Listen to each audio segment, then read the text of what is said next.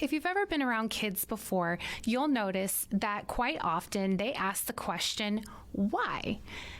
And while it may, in fact, drive you crazy at times, why is actually very important. So today, we're going to discuss why is impactful for your business.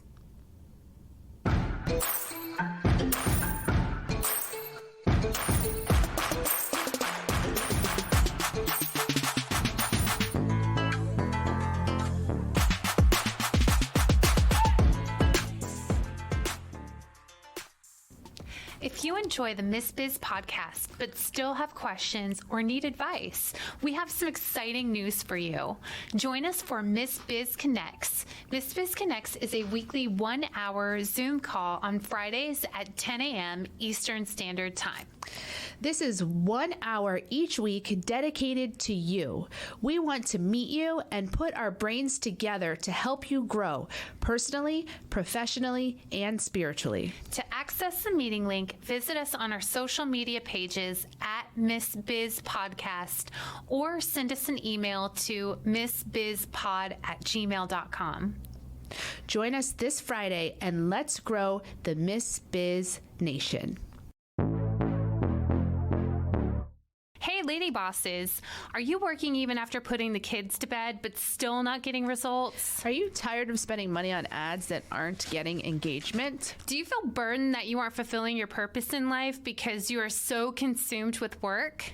I'm your host, Brooke Bolts. I'm an attorney and founder of Bolts Legal. I started my business and in 1 year was bringing in 7 figures and am now bringing in multi-7 figures. And I'm your co-host, Rachel Bolts, owner of Bolts Media. I've helped many businesses build their online presence and increase their revenue through digital marketing. Want to hear how we did it? We are here to help you achieve your goals personally, professionally, and spiritually.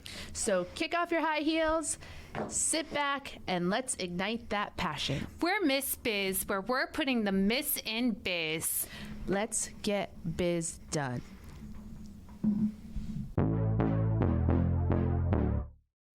Maybe you've heard in business, what is your why?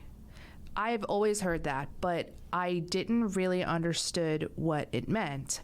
I thought when someone asked for my why, they were asking me why I wanted to be successful or why I wanted to make money. And the answer I always thought of was, well, I want to be able to support my family and I want to be able to have financial freedom so my kids can have an enjoyable life and have, opportunities. Or I want to have financial freedom so that I can do things that are more important in life, like things that I'm passionate about in ministry. But I recently have learned that is not what your why is. Why is not about making money. That is a result. Why is a purpose, cause, or belief. It's the very reason your organization exists. So in reading the book Start With Why, the author talks about the golden circle. And it's 3 concentric circles. And if you're watching the video on YouTube, I've drawn the concentric circles and I'm showing them to the screen. So the outermost circle, the largest circle, says what? And this is how we generally start most business networking conversations. We shake hands and then say, what do you do? It's the first thing we ask. And we spend the majority of our time talking about the what. Then if we finish talking about the what, we generally go to the how. How does our business operate? And then sometimes, if ever, we get to that smallest circle in the center, which is your why. But what the book says is that we're doing this backwards. We should be starting with why as the biggest circle, then going to what, and finally, and it should be a minimal part of the conversation, is the how. So, and the reason why we want to start with why is because it builds trust. So people don't buy things for logical reasons. They buy from emotional reasons. And that is something that Zig Ziglar talks about in his book. Trust resides in the emotional areas of our brains. It's not rational. It's not a feeling. For example, we trust some corporations or some individuals even when things go wrong, and don't trust others when things do go as planned. So, for example, every time I log into LinkedIn to check out and see what's going on my feed, I get numerous messages from individuals and different corporations who want to sell me something. And half of the time, I don't even respond to them because I don't trust them. It seems salesy. I don't feel like they have my best interests at heart. I feel like they're just trying to get money out of me. However, I have responded in the past to messages where I felt like there was going to be a mutual beneficial relationship going on. Like, I felt like they were an integritous person. I felt like their motives were pure. So that's an example of how someone can have a legitimate business and be doing, everything correct. But because I don't have that relationship with them, I don't trust them, and the conversation never moves forward from there. And the converse is also true. If you have trust for someone and then they mess up or something doesn't go right, you will continue to utilize that product or service even despite the one mishap, because our buying decisions are motivated out of trust, which is sort of a gut feeling more so than an isolated incident. An example of this for me is that I had a nanny who watched my 3-year-old almost since he was born, since he was like 6 months old. And when we first hired her, she was incredibly responsible. She was always there every day on time. She did a great job with Luke, and we just really built a lot of trust. But then over the course of time, that trust started to break down because she started to just not show up sometimes or call out unexpectedly.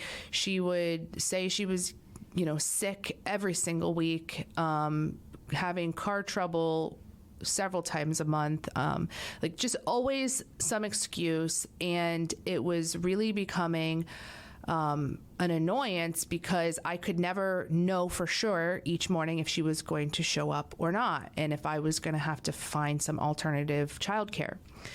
So, but in the back of my mind, I always remembered that in the beginning, she was so reliable and she was so trustworthy. And so I kept hoping and kept working with her because I kept believing that she would get back to that place, that maybe she was going through something in her personal life that was causing her to be unreliable, but that we would get past that and get back to the place of trust. And so for that reason, I let her continue working with us for close to 3 years, even though the irresponsible behavior started to show probably after the first year.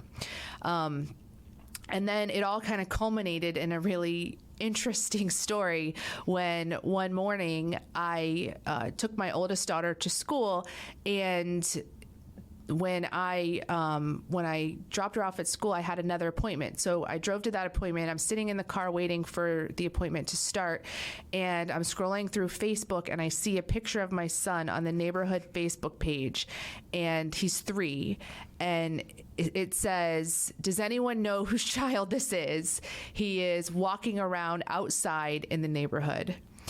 And I was like frantic. I immediately tried calling my husband, who was home but was sleeping, and he's not answering. So I'm blowing up the nanny's phone. She's not answering.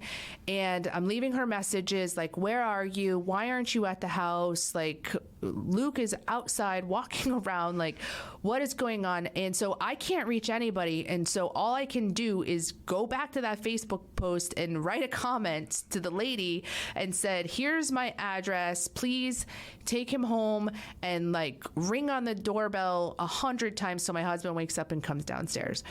And next thing I knew, there was my husband was calling me, and he said, you know, she was able to find the right house because the door was wide open. And so she had brought Luke into the house and just started yelling, and my husband, you know, came out and got Luke. But that was kind of the straw that broke the camel's back for me with the nanny, was that had she been there, that obviously wouldn't have happened. But even if she would have texted me to tell me she couldn't come that day, I would have woken my husband up before I left to take my daughter to school so that he would have been awake and prepared to watch Luke when he woke up. But it was the lack of communication and just the not showing up at all that put us in this position to where my son's life really could have been endangered. September 30th is International Podcast Day.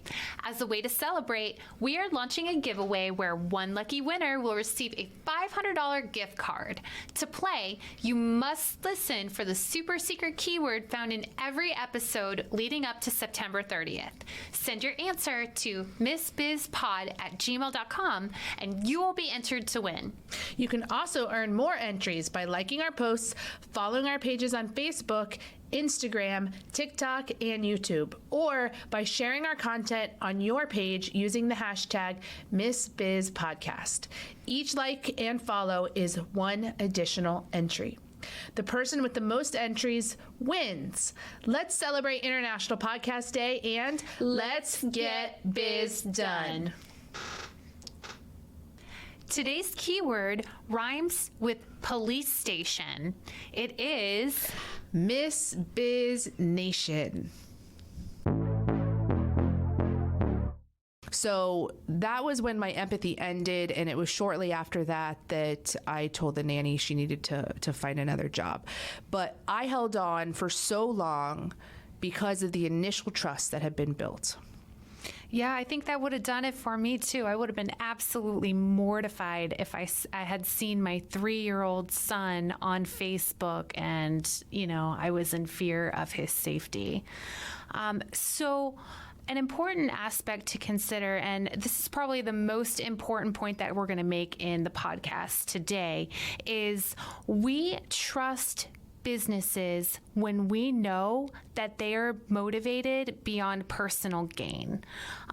This is something that can't be faked. This is the real deal.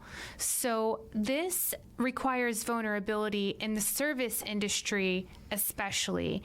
If you think of a time that you've hired a professional, how did you choose them? I spent a lot of time thinking about this because there are certain professions that I know several. I know several realtors. I know several mortgage professionals. I know, several different people. I know several chiropractors. I know several roofers. And so I spent some time thinking, and I would challenge you to do the same. Think about those professions where you know multiple people who do the same thing, and ask yourself, if I needed to refer someone, which of those professionals would I choose and why? And assume that they're all competent. Competency is definitely a factor, but I was trying to put into my mind, okay, let's say they're all competent, and they are. All of the realtors and mortgage professionals that I know, they're all competent, but why would I choose one over the other? And for me, the biggest factor I kept coming back to was, who cares the most? If that person seems like they genuinely care about what they do and who they're serving, then that for me kept being the dominant reason why I would choose them over someone else. And I completely agree with that. It's going to be that person that's willing to go the extra mile for the client. It's going to be that individual who puts their client's needs above their own. And according to some research that I read, there's 4 reasons why we trust people. The top one was benevolence. That means that person is a kind and caring person. You know that they're going to treat others with respect and kindness at all times. The second point it mentioned was integrity. This means that person is going to be ethical. They're not going to be the type of person that's going to lie or manipulate or make false promises just to try to make a sale. There's also competence, like Brooke had mentioned. Competence is knowing that person has the absolute skills and ability to get what needs to be done. And then there's predictability. So that's the consistency aspect. That's where you know that you're going to be able to depend on somebody. If they say that they're going to do something or be there or handle something, they're going to be consistent and they're going to be able to get it done. So I absolutely agree with these 4 reasons. I think that it perfectly summarizes everything that goes on in our mind that we don't realize when we are deciding who to use for a product or service. But beyond this, we have to ask ourselves, are we this type of person? Is this how people perceive us? But we also don't always have time for someone to get to know our whole life story, to evaluate these things about us. So we have to get to a place where these characteristics, these 4 reasons that people trust us, are evident in our early conversations. And that's where your why comes into play. In expressing your why, telling that story, people can tell what kind of person you are, and it gives them examples to build that trust and show that you are a benevolent person, you have integrity, you are competent, and you are consistent. So an example of a company who I think does a good job with their why is Nike. I've never seen a Nike ad where they're telling me about this shoe has great tread and it's lightweight and it's got extra cushioning. Like I've never heard that. Instead, I see a commercial of a woman sprinting on the side of a mountain. She's dripping sweat. She's pushing her body to its maximum potential. And then there's some inspirational quote like, breaking boundaries one mountain at a time. And then their slogan, just do it. This why in Nike is we push ourselves to our maximum potential. What is we sell shoes, right? We know they sell shoes. So if Nike was just saying we sell shoes and the how is these are high performing shoes and attractive athletic shoes, like that's not what makes people believe in and trust the product of Nike. Their commercials demonstrate their why, which is we push ourselves to our maximum potential. And if they're doing that in their ad, then we connect the correlation that they must also be doing that in other ways. And so we buy the shoe and try it out. And then we have the trust, which is harder to break once it's been built, just like my story with the nanny. And everyone has a why, and everyone's why is born out of his or her past experiences. So ponder on your why and try to determine what defining experience made you the person that you are today.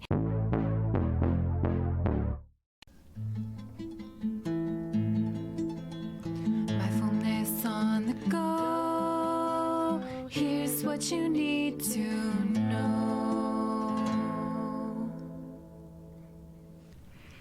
Each day for a week, engage in a secret act of kindness. Do something nice or needed for others, but do so anonymously.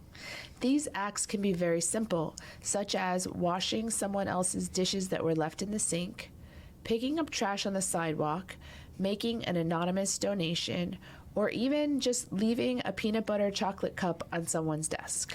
Just make sure they don't have a peanut allergy, because that would defeat the purpose.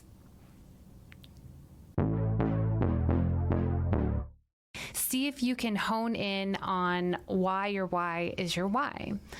And for me, growing up, I grew up in the church. Ever since I was like a couple months old, I was surrounded by the church. We were fully immersed. I met wonderful people, and even with like the elderly who were, in their 90s and widowed, they were my friends. I considered them my friends. And I would ask my parents at the age of like 3 or 4, like, hey, can I go over to so-and-so's house? She's lonely. I want to talk to her. So I really do believe that experiences from just who I was around kind of shaped me and made me into that person that was just always wanting to help and not necessarily wanting to be ordinary like people were at that age, so I think that really having those mature influences around me, and also just having the Christian values instilled in me at a young age, kind of made me who I was today. And one of the biggest memories that I have was I was in kindergarten, and I think it was like the first day of school. And I don't really remember this, but I'll tell you how I know about it.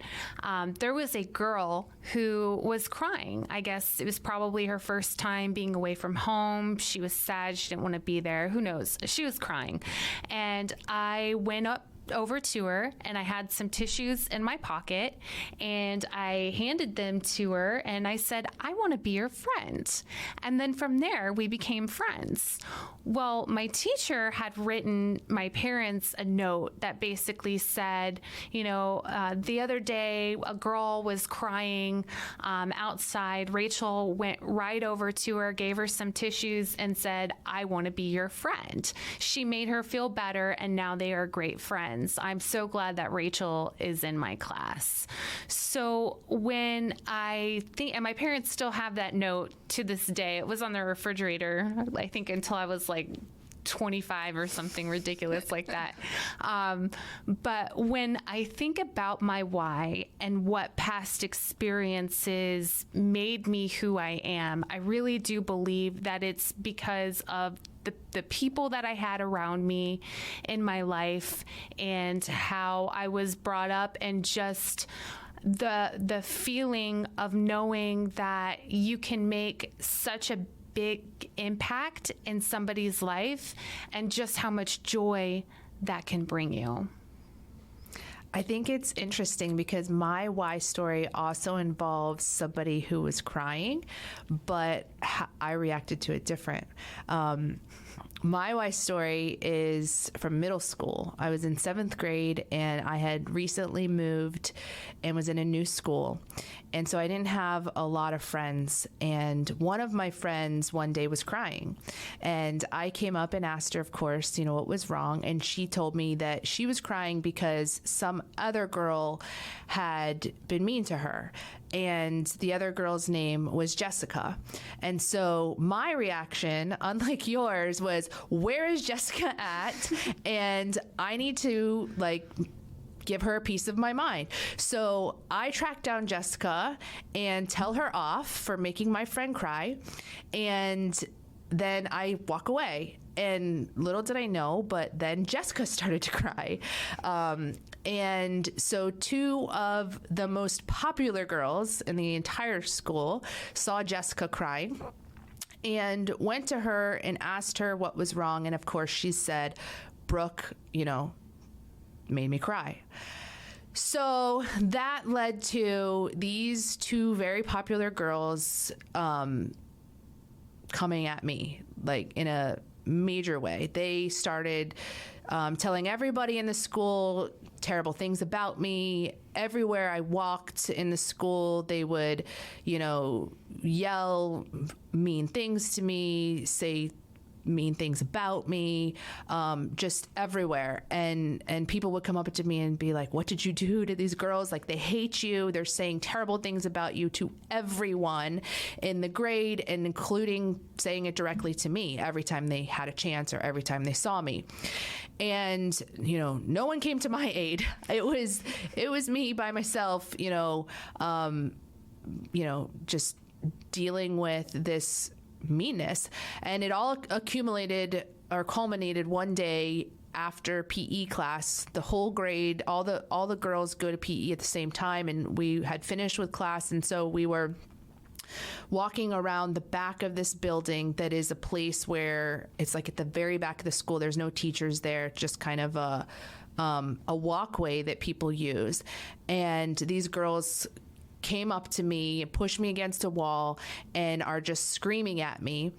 And I'm, they're getting in my face, and the whole grade is like circled around watching this. And it eventually leads to one of the girls slap me in the face. And I don't even really remember what happened after that. I think maybe somebody, a student, a male student, might have stepped in and intervened at that point. I don't really remember for sure, but I remember that I was obviously very upset, and I called my dad and asked him to come pick me up from school. And so I went home, I told my dad what had happened, and he was, of course, very upset, and went to the school, told the school what had happened. And the school then made us have like a powwow of me and the other two popular girls. And I was just really embarrassed about the situation, and just really wanted it to be over. I wanted these really popular girls to just leave me alone, and I just wanted to move past it. And so when the principal asked me, how I felt or what I wanted, I just was very much like, it's fine. It's fine. Just let's move on. And so, that was kind of it for the experience, but that experience had an effect on me for decades. I would relive that experience over and over. I would dream about it, because I was so ashamed of myself that I did not stand up for myself in that moment. When those girls were in my face, I didn't fight back. I didn't yell back. I just stood there and let them yell at me. I never explained why I had yelled at Jessica, that it was because she had been mean to my friend. I just didn't defend myself. And I was just very intimidated by who they were and the fact that they were popular. And even when it came to them being punished, I didn't even speak up for myself. Like, I just wanted it to be over. And I hated myself for so long that I didn't defend myself. I didn't do anything. And I always would have imagined that I would have been the type of person who would have not taken anything from anybody, right? That's how I saw myself, as a strong person, that if someone came at me, I would be coming right back. Like, I played tackle football at this point. Like, I was not someone who was easily just pushed around. But when I was put in that position, I just let them do whatever they wanted to me, and I didn't stand up for myself. And it was not until I was well into my adult years that I woke up again with that same dream, and that same sick feeling in my stomach of disappointment and shame, that I finally prayed to God and said, God, like, I'm releasing this to you. I am not going to let this memory haunt me anymore. Like, I have learned from that experience, and I will never be anybody's doormat. And I think that experience, I already had the personality of wanting to defend people who needed help. I did that with my friend when Jessica was mean to her, but I hadn't really done it for myself. And when I became a lawyer, it was giving myself the tools to never be taken advantage of, to never be in a position where I felt helpless. And, now if someone does something unjust, I have the tools within the legal system to fight back within the bounds of the law. And I can do the same for other people who feel helpless or hopeless. You know we're all about that case, no trouble. All about that case, no trouble. All about that case, no trouble. All about that case. At Bolts Legal, we are all about your case. Text or call to schedule a free consultation for all your legal needs. boltslegal.com. And so I now can talk about that memory. I never told a single soul about that memory. Actually, I think this is probably today the first time I've ever told that story to anyone ever, because I was so ashamed of my own behavior. And